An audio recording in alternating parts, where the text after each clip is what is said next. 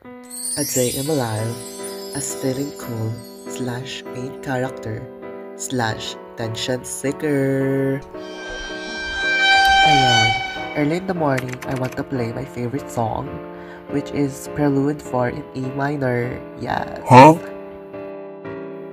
Actually, napakahirap mag-play ng piano, pero I am born as a prodigy in music kasi, kaya di na ako nahirapan.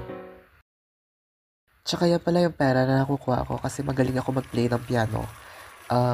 I think it's minimum, pero yeah. Hindi mo lang sa akin mga 1,000,000 yung mga nakukuha ko pag nag-play ako ng piano. Like, then around 9:20, nag-start na ako gumawa ng video about sa music ni Tony Fowler.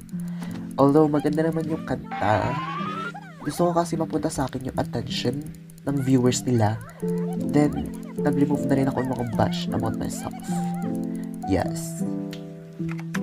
Then, naglinis ako ng apartment kasi gusto ko na makita nyo na mas ipag ako at ayaw ko na mapunta yung attention sa yaya ko. Kaya ako na ang gumawa.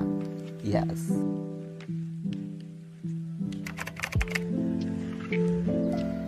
Then, hinintay ko na yung Uber ko. And of course, ako ang nag-drive. Kasi napaka-cool ko mag-drive talaga in my whole lifetime.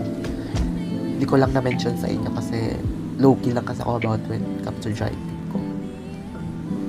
Tapos syempre, ayan, pinapamalas ko yung driving skills ko. Kaya ano na, diba, cool ko.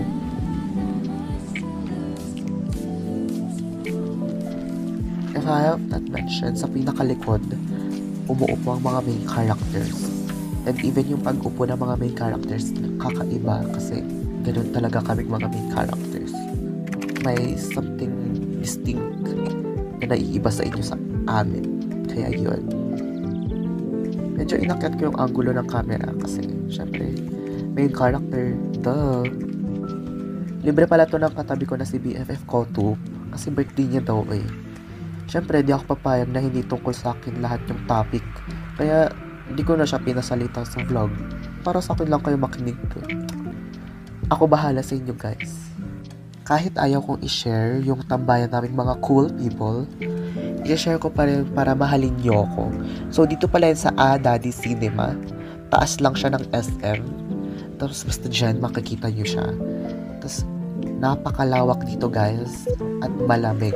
Perfect for relaxing and marami silang in-offer na movies. Syempre, nung umalis kami, nag-vandal ako ng slide kasi gusto kong ipakita na magaling ako sa lahat ng bagay. Eh, may gustong umagaw ng attention.